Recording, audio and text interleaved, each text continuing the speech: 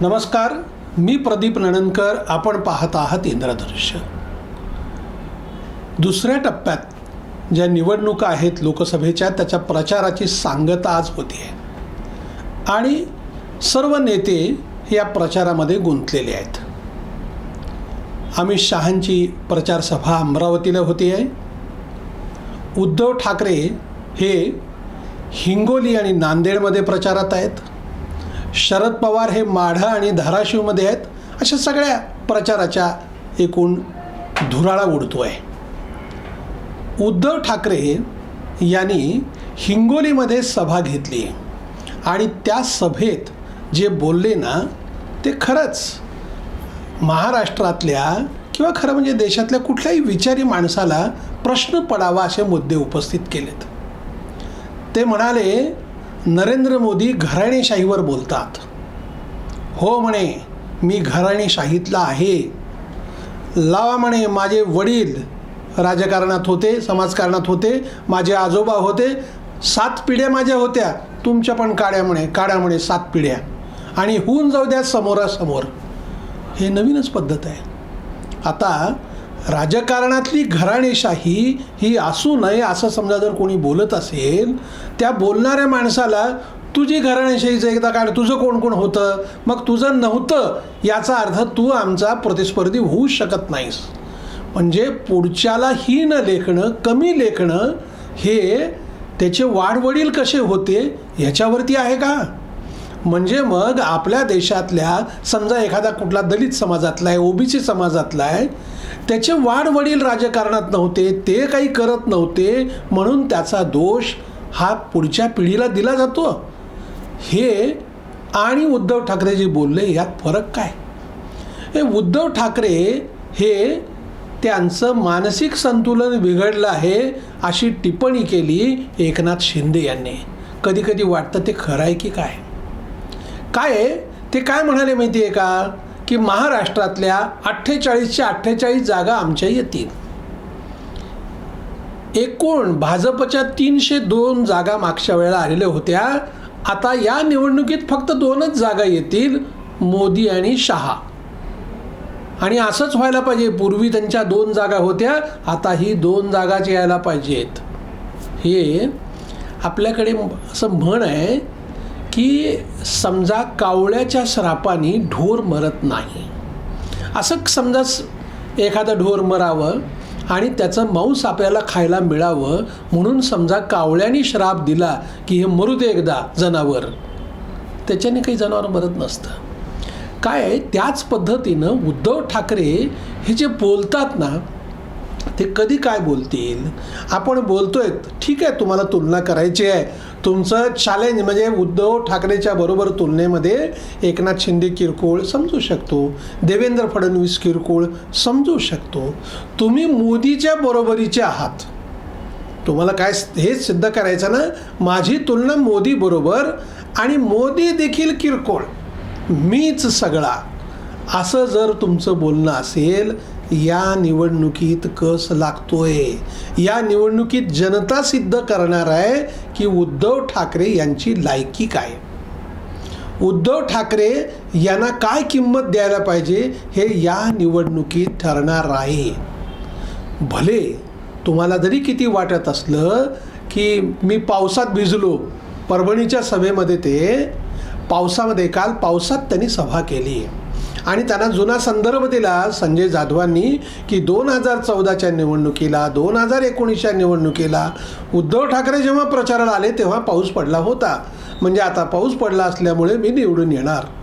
आणि पावसाचा संदर्भ असा, साताऱ्यामध्ये शरद पवार पावसात सभा घेतली होती 2019च्या नंतर जी पोटनिवडणूक झाली उदयनराजेच्या वेळेला, त्याच्यामुळं त्याची जी एक चर्चा झाली ना प्रचंड, की त्या पोटनिवडणुकीमध्ये उदयनराजेचा पराभव झाला. आता तसंच यांना असं वाटतं की पावसात भिजलं म्हणजे मी देखील शरद पवारांच्या बरोबरीची माझी प्रतिमा होईल. आता आपल्याला माहिती आहे शरद पवारांचीच काय प्रतिमा झाली आहे, त्यांच्याच हाती काही उरलं नाही. ही निवडणूक उद्धव ठाकरे आणि शरद पवार या दोघांच्याही जीवन मरणाची निवडणूक आहे. राजकीय जीवन मरण. कारण जे काही नाव कमावलेलं होतं उद्धव ठाकरेंनी मागच्या निवडणुकीच्या नंतर ते मुख्यमंत्री झाले, त्यातच त्यांची वाट लागली. त्यांनी जे काही कमावलं होतं, मुख्यमंत्री होण्यासाठी जी धडपड केली, त्यातही स्वतःच्या मुलाला कॅबिनेट मंत्री पण केलं, यातच त्यांचं सगळं आलं. अनेक लोकांच्या प्रतिक्रिया अशा होत्या की उद्धव ठाकरेंना जे काही आयुष्यात मिळालं पाहिजे होतं ते सर्वोच्च आता मिळालं आहे. याच्या पुढे उद्धव ठाकरेंना हे राजकीय पद मिळायचं नाही, त्याच्या मुलालाही मिळायचं नाही, अशा प्रतिक्रिया तेव्हाच लोक व्यक्त करत होते. काय माणसं कधी काय करतात. आणि त्यामुळेच आत्ता ह्या निवडणुकीमध्ये, कारण सगळं सैन्य निघून गेलेलं आहे, सैन्याविना सेनापती अशी अवस्था उद्धव ठाकरेंची झाली आहे. त्यांच्या तोंडात एकच शब्द आहे, गद्दार, खोके. आता या शब्दांचा देखील वीट आलाय लोकांना. कारण गद्दार कोणाला म्हणायचं हे याची भाषा, याचा शब्दार्थ, याचा वाच्यार्थ, याचा व्यंगार्थ लोकांना कळतो. कधी कधी बुमरँग होऊन ते आपल्यावर येतं, हे उच्चारणाऱ्याला कळत नसतं. खरे गद्दार उद्धव ठाकरे आहेत. त्यांनी गद्दारी कोणाशी केली?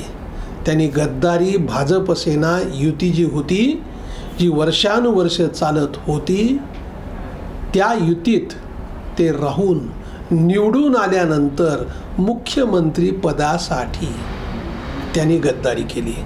त्यामुळं गद्दारी स्वतः उद्धव ठाकरेंनी अगोदर केली आहे. मग हा जर निकष लावायचा असेल, गद्दार उद्धव ठाकरेंना स्वतःला म्हणायला पाहिजे. अशा अनेक गोष्टी आहेत. या निवडणुकीच्या निमित्ताने हे मुद्दे समोर येत आहेत. फक्त मुद्दा काय, ते जे बोलले ना ते खरंच धक्कादायक आहे. होऊन जाऊ त्यामुळे घराणेशाहीच्या विषयामध्ये तुम्ही आणि मी समोरासमोर बसू. आता काय समोरासमोर बसू? असं समोरासमोर बसणं असतं का? या मुद्द्यावर चर्चा असती का? आता त्यांचा मुलगा आदित्य ठाकरे, वय काय त्याचं, भाषा काय वापरतो? एकनाथ शिंदेनी तुम्ही या म्हणे, तुमचं खातं घेऊन बसा, आपण दोघं चर्चा करू. तुझी अवकात किती? कोणाला बोलवायला लागला? हां, एकनाथ शिंदे आणि तू समोरासमोर बसला. अरे तुझ्या वडिलाचे वयचे ते, कोणाला बोलतो? काय आहे की त्या घराण्यातला मुलगा, याचा अर्थ सगळ्या गोष्टी आपल्याकडे आल्यात. ही जी वृत्ती, अहंकार, मस्ती ही जी असते ना, ती जोर करत असते. आणि या निवडणुकीच्या निमित्ताने ही मस्ती पुन्हा एकदा वर येते आहे, उफाळते आहे. या निवडणुकीत लोक ठरवतील कोणाच्या मस्तीला महत्त्व द्यायचं, हे लोक ठरवतील. पण ही मस्ती जी आहे ती अतिशय त्रासदायक आहे. या मस्तीला जिरवण्यासाठीचा विचार हा सूज्ञ जनतेने करण्याची गरज आहे, असं लोक म्हणतात. अशा लोकांमध्ये चर्चा आहेत. आणि या चर्चेचंच फलित काय होणार आहे ते आगामी निवडणुकीमध्ये, निवडणूक 4 जूनच्या वेळेला आपल्याला ह्या गोष्टी कळतील.